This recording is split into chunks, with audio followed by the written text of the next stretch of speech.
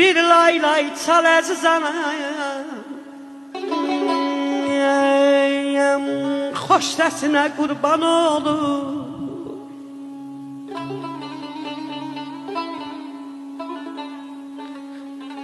Bir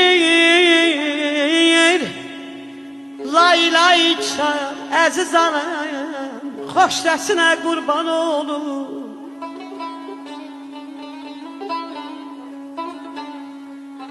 Akşam məni cananam yorulmuşam,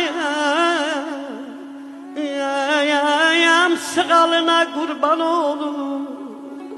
Dağ başına, gün düşür dağ başına. Oğlan şamama ise kız olanı tağ başına. Əzizim bir də mən.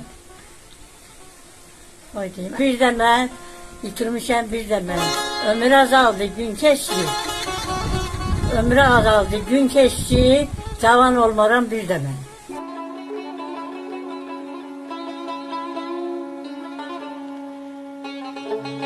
Harda qaldı şirin çağlar, qurtarar mı bu qayğılar?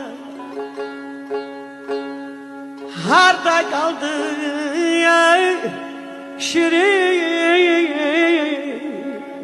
şirin çağlar, qurtarar mı bu qayğılar? Səni görəcək könlüm ağlar, nəfəsinə qurban oldum, qurban oldum.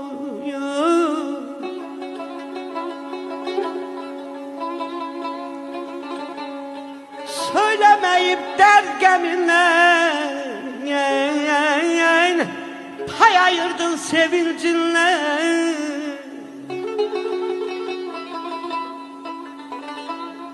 Göz yaşının gəlib göynədən, giləsinə qurban olur. Əzizim o gün eylər, o qızaylar o gün eylər. Yar yarına vaxt görsə bayramın o gün eylər. Halal eylə zəhmətini, Tanrım versin qismətimi.